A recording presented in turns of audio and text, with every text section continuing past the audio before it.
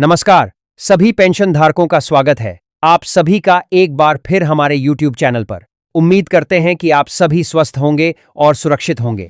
दोस्तों, आज की यह वीडियो देश भर के लाखों EPS 95 पेंशन धारकों, सेवानिवृत्त कर्मचारियों और उनके परिवारों के लिए बेहद महत्वपूर्ण होने वाली है। आज हम उन सभी बड़ी अपडेट्स पर विस्तार से चर्चा करेंगे जिनका इंतजार पिछले काफी समय से किया जा रहा था।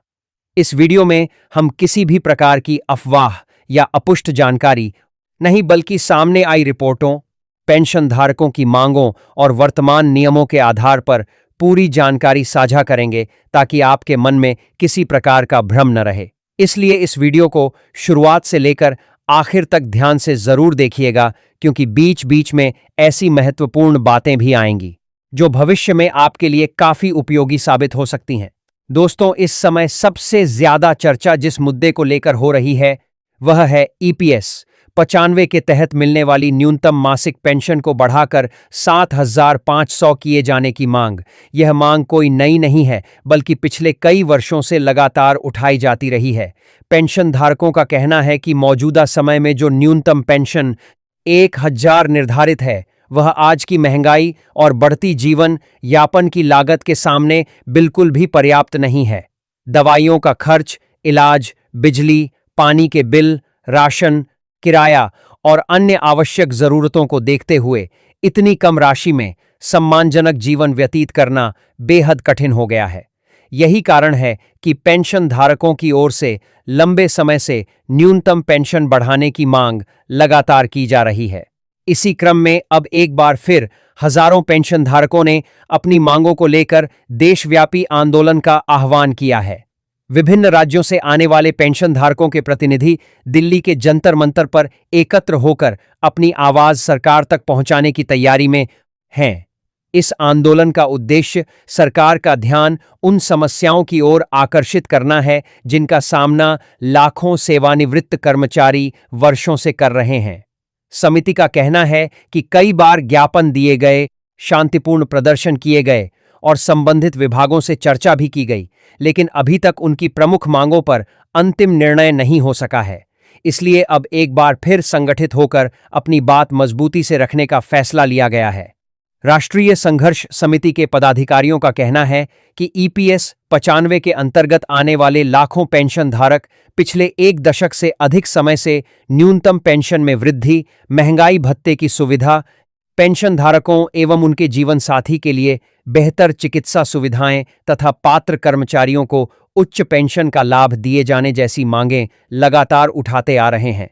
उनका मानना है कि जिन कर्मचारियों ने अपने जीवन के कई दशक उद्योगों और संस्थानों के विकास में लगाए, उन्हें सेवानिवृत्ति के बाद सम्मानजनक आर्थिक सुरक्षा मिलनी चाहिए।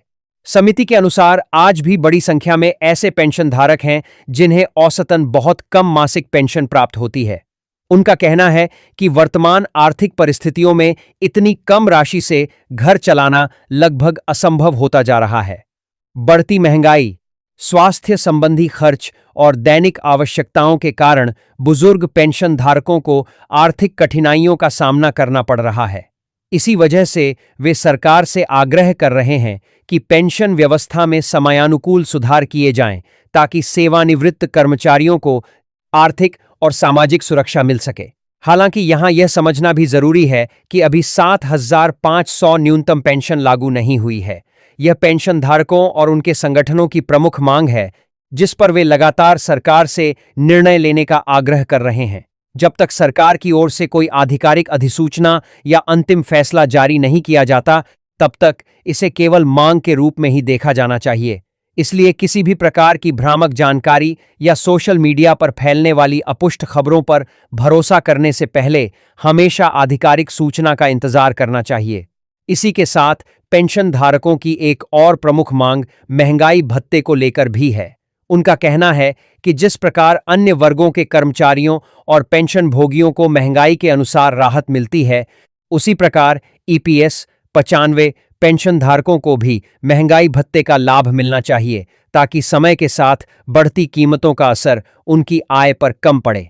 इसके अलावा पात्र कर्मचारियों को उच्च पेंशन से जुड़े मामलों में भी जल्द समाधान की उम्मीद जताई जा रही है। दोस्तों, कुल मिलाकर देखा जाए तो आने वाले समय में ईपीएस 95 से जुड़ी गतिविधियों पर लाखों पेंशन धारकों की नजर बनी हुई है। यदि सरकार की ओर से कोई नई घोषणा, बैठक, आधिकारिक आदेश या बड़ा फैसला सामने आता है तो उसका सीधा असर लाखों परिवारों पर पड़ सकता है। इसलिए सभी पेंशनधारकों के लिए जरूरी है कि वे केवल आधिकारिक और विश्वसनीय जानकारी पर ही भरोसा करें और किसी भी अपुष्ट दावे को अंतिम सत्य न मानें। दोस्तों, अब इस वीडियो की अगली और बेहद महत्वपूर्ण जानकारी की ओर बढ़ते हैं। यह अपडेट उन सभी कर्मचारियों और पेंशन धारकों के लिए बेहद उपयोगी है जिन्होंने वर्षों तक नौकरी की है, ईपीएफ में नियमित योगदान दिया है या फिर आने वाले समय में रिटायर होने वाले हैं। अक्सर देखा जाता है कि जैसे ही किसी कर्मचारी का रिटायरमेंट होता है, उसके मन में सबसे पहला सवाल यही आता है कि अब पीएफ का पूरा पैसा तुरंत निकाल लेना चाहिए या कुछ समय तक खाते में रहने देना चाहिए। कई लोग बिना नियमों की सही जानकारी के जल्दबाजी में पूरा पैसा निकाल लेते हैं और बाद में उन्हें एहसास होता है कि उन्होंने एक महत्वपूर्ण वित्तीय अवसर खो दिया। इसलिए इस विषय को अच्छी तरह समझना बहुत जरूरी है ताकि भविष्य में किसी प्रकार की आर्थिक परेशानी का सामना न करना पड़े। सबसे पहले यह जान लेना जरूरी है कि रिटायरमेंट के बाद आपका ईपीएफ अकाउंट अचानक बंद नहीं हो जाता और न ही उसमें जमा पूरी राशि किसी प्रकार से समाप्त हो जाती है। बहुत से लोगों के बीच यह भ्रम फैला हुआ है कि अगर रिटायरमेंट के तुरंत बाद पैसा नहीं निकाला गया तो उस पर ब्याज मिलना बंद हो जाएगा या पैसा फंस जाएगा, लेकिन वास्तविकता इससे अलग है। ईपीएफओ के वर्तमान नियमों के अनुसार यदि आपका पैसा खाते में जमा रहता है तो निर्धारित शर्तों के अनुसार उस पर कुछ समय तक ब्याज मिलता रहता है। यही कारण है कि वित्तीय विशेषज्ञ भी सलाह देते हैं कि केवल अफवाहों या अधूरी जानकारी के आधार पर कोई बड़ा फैसला नहीं लेना चाहिए। दोस्तों, सोचिए, आपने अपनी पूरी नौकरी के दौरान हर महीने अपनी मेहनत की कमाई का एक हिस्सा भविष्य के लिए बचाया। कंपनी ने भी उसमें अपना योगदान दिया और वर्षों तक उस पर चक्रवृद्धि ब्याज जुड़ता रहा। यही राशि धीरे धीरे बढ़कर आपकी रिटायरमेंट की सबसे बड़ी पूंजी बन जाती है। ऐसे में यदि बिना किसी विशेष आवश्यकता के आप पूरी रकम तुरंत निकाल लेते हैं और उसे साधारण बचत खाते में रख देते हैं तो लंबे समय में आपको अपेक्षाकृत कम ब्याज मिल सकता है। इसलिए रिटायरमेंट के बाद सबसे पहले अपनी आर्थिक जरूरतों का सही आकलन करना चाहिए। यदि आपके ऊपर कोई बड़ा कर्ज नहीं है, परिवार में तुरंत किसी बड़े खर्च की आवश्यकता नहीं है और आपकी नियमित आय के अन्य साधन उपलब्ध हैं, तो केवल जल्दबाजी में पूरा पीएफ निकालना हमेशा समझदारी नहीं माना जाता। कई वित्तीय योजनाकार भी सलाह देते हैं कि रिटायरमेंट के बाद उपलब्ध पूंजी का उपयोग सोच समझकर करना चाहिए ताकि आने वाले वर्षों में आर्थिक सुरक्षा बनी रहे। आखिर यही पैसा आपके बुढ़ापे का सबसे बड़ा सहारा होता है। दोस्तों, एक और महत्वपूर्ण बात यह है कि बहुत से कर्मचारी केवल पीएफ की राशि पर ध्यान देते हैं, लेकिन कर्मचारी पेंशन योजना यानी ईपीएस के लाभ को नजरअंदाज कर देते हैं। जबकि यदि आपने निर्धारित अवधि तक योगदान किया है और आवश्यक पात्रता पूरी करते हैं तो आपको उम्र पूरी होने के बाद हर महीने पेंशन मिलने का अधिकार भी मिलता है। इसका मतलब यह है कि एक तरफ पीएफ आपकी एकमुश्त बचत है, वहीं दूसरी तरफ ईपीएस आपको नियमित मासिक आय का आधार प्रदान करता है। दोस्तों, यदि आज की पूरी जानकारी को एक साथ समझने की कोशिश करें तो सबसे पहली और सबसे महत्वपूर्ण बात यही निकलकर सामने आती है कि ईपीएस 95 से जुड़े लाखों पेंशन धारकों की ओर से न्यूनतम मासिक पेंशन 7,500 किए जाने, महंगाई भत्ते का लाभ देने, बेहतर चिकित्सा सुविधाएं उपलब्ध कराने तथा पात्र पेंशन धारकों को उच्च पेंशन का लाभ सुनिश्चित करने जैसी मांगें लगातार उठाई जा रही हैं। इन मांगों को लेकर विभिन्न संगठनों द्वारा समय समय पर सरकार के समक्ष अपनी बात रखी जाती रही है और इसी क्रम में देशव्यापी प्रदर्शन की भी घोषणा की गई है। हालांकि यह समझना बेहद जरूरी है कि जब तक सरकार या संबंधित विभाग की ओर से कोई आधिकारिक अधिसूचना या आदेश जारी नहीं किया जाता, तब तक किसी भी मांग को लागू मान लेना सही नहीं होगा। इसलिए सोशल मीडिया पर चल रही हर खबर पर भरोसा करने के बजाय केवल आधिकारिक जानकारी का इंतजार करना ही समझदारी है। दूसरी बड़ी और बेहद उपयोगी जानकारी ईपीएफ अकाउंट को लेकर रही। रिटायरमेंट के बाद अक्सर लोग भावनाओं में आकर या अधूरी जानकारी के आधार पर अपना पूरा पीएफ तुरंत निकाल लेते हैं, लेकिन कई बार यही फैसला भविष्य में आर्थिक नुकसान का कारण बन सकता है। यदि तत्काल पैसों की आवश्यकता नहीं है, तो किसी भी निर्णय से पहले पूरी योजना बनाना जरूरी है। अपनी मासिक जरूरतों, भविष्य के खर्च, स्वास्थ्य संबंधी आवश्यकताओं और परिवार की जिम्मेदारियों को ध्यान में रखते हुए ही फैसला लेना चाहिए। याद रखिए कि यह वही धन है जिसे आपने अपने पूरे कार्यकाल के दौरान धीरे धीरे जोड़कर तैयार किया है, और यही आपकी आर्थिक सुरक्षा की सबसे मजबूत नींव भी है। इसके साथ ही ईपीएस पेंशन के महत्व को भी कभी नजरअंदाज नहीं करना चाहिए। बहुत से कर्मचारी केवल पीएफ की एकमुश्त राशि पर ध्यान देते हैं, जबकि नियमित मासिक पेंशन भी रिटायरमेंट के बाद जीवन भर आर्थिक सहारा देने का महत्वपूर्ण माध्यम होती है।